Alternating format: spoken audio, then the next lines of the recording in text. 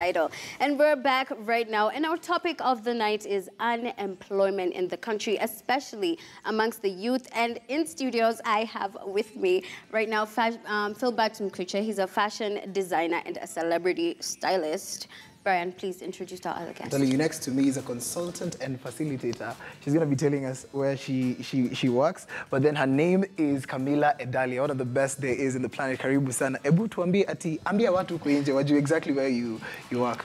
Where I work? Okay, currently I'm running a startup project called Endeleo Spark, where I'm working with young people and small business owners. Yeah, I do some training for them and coaching to ensure that what they're trained, they're able to apply. Philbert, just give us details on what your job space entails. I'm a fashion designer and celebrity stylist. I basically make clothes and help and inspire people to come, basically to make, Nice. So today we want to talk about this unemployment issue, which is one of the biggest issues. Most of the youth out there who are in campus right now are wondering, is the job market ready for their careers, for their thing they studied in campus? And that's why we want to know, do you feel like, first of all, most of the youth study what they want to be? Like maybe the courses they did in campus, does it really go hand in hand with their dreams? Well, most of the time, I know people gauge the job market, and at that young age of around 17, there's a lot of influence before you make the decision. Then when you start doing the course, sometimes you figure out what you want to do is maybe not your passion or your stronghold, Then the shock comes in midway, and that's where crisis comes up.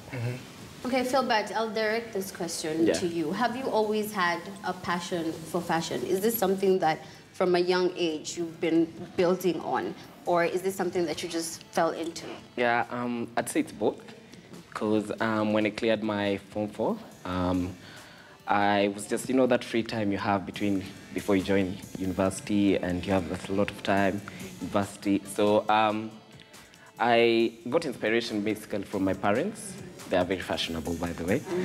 So I used to wake up in the morning, tell my dad, that tie doesn't work with that suit, put this on. Tell my mom, no, that skirt should go with this blazer. So from there, I started... you can't actually do that. You're telling your mom what to wear. So from there, my mom was like, why should you not take this up? Because it seems like it's something you like, and you can easily do it even in your sleep. So I started from buying Mtumba clothes, buying scarves and selling. We went to university together, so you remember. I used to sell to most girls in school. So from there, I got to know, actually, this is something I can build myself on, and it's something that I can help other people grow in it. So yeah, that's how it just blew up. Okay. Yeah. The World Bank links poor education to the level of unemployment in Kenya. So the World Bank links poor education to Kenya's high unemployment rates. And do you think that poor education is one of the factors, or do you think, are you agreeing with World Bank on this one? Well, okay, in that case, I would say poor could be relative. What I feel is there are some aspects that need to be introduced in education. For example, building of the social aspect of students from a very young age. Because I realize having to pass like KCSE, KCP in Kenya is one step. But when you get to the real life, actually your confidence also matters. So I think the education system should just be wholesome. Yeah. All right, and what is it that pushed you to start helping young people in terms of, trying to get jobs and build themselves in that way? I could say it started with my own experience. Yeah, I went to campus, studied a course because I thought it was marketable. But after finishing, I really tarmacked for quite some time without getting a job. And that's when I had to search myself and figure out what other talents do I have that can actually make me money rather than just sending my CVs here and there. So I realized one of the things I had to work on was my confidence, that's self-esteem. And number two was to realize every other gift I have other than this particular course that I did. Yeah, so through that, I figured out it's better when you know yourself at a younger age than when you find yourself maybe in your mid-20s, and that's when you're like in a crisis, So that's what inspired me to work with young people. Yeah. Do you think that the young people are picky, we are too choosy, Philbert, on what we want to do. Like, you'd find some areas are flooded, like communication and journalism is flooded. Engineering has a good number of people. Like, if you want to count the number of female engineers in Kenya, it's like 1 out of every 8.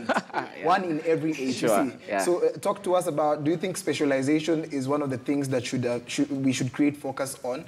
And if so, don't you think that we are doing that, in that most of the parts, some courses are flooded, and some market spaces are flooded, and others are not? Yeah, sure. I'd agree with that, because if you see, when you join university, there are particular courses that are marketed. From the word go, you'd know, if I mentioned Daystar, you know Daystar is for communication. So the person will go to Daystar knowing he's going to do communication, not knowing Daystar offers international relation, offers other courses. Then also, if you do a background check, these people have been given specific courses to go and pursue in school.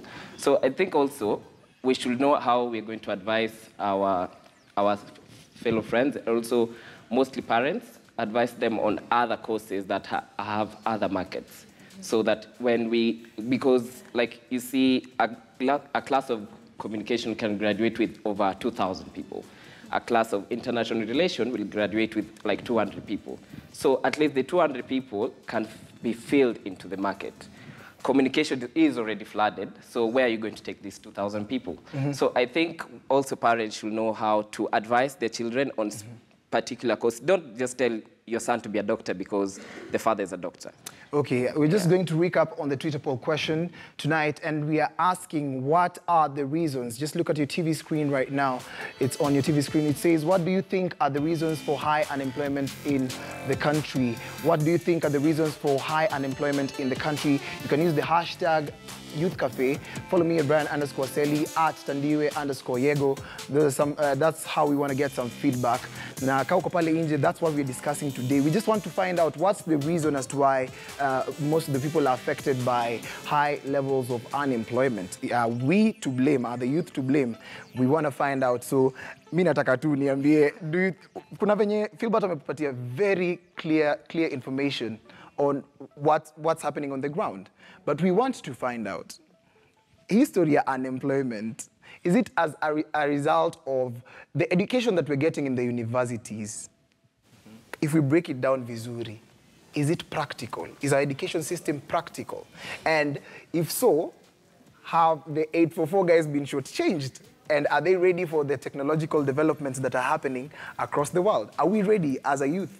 Because 80% of the Kenyan population is made up of youth.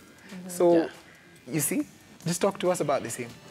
Okay, 844 in itself is not a bad system, but there are very many areas of improvement, especially the part of allowing people to just explore rather than following you know, a system where it's like you have to think like the marking scheme, you know.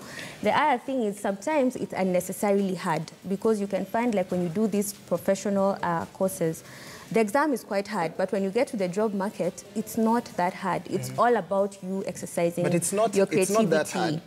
But is it practical? Because 90% of the things you've studied in class, like I studied cameras. Exactly. But you don't know how to operate one because, first of all, maybe you don't have cameras in your institution. Yeah, that's the practical bit is actually lacking, where you get now hands-on experience, what we call like the hands-on experience. And I think that can be encouraged by bringing about more of this research papers rather than having just this written exam, where you actually go out, study your country, see what is going on and how your field is relevant to what's happening. But before you speak, I'd like to just let you guys reflect on this. There's a difference between productivity and employability. Are Kenyans good employees and not good job creators, or rather innovators? Innovators. Yeah, talk to me about this thing.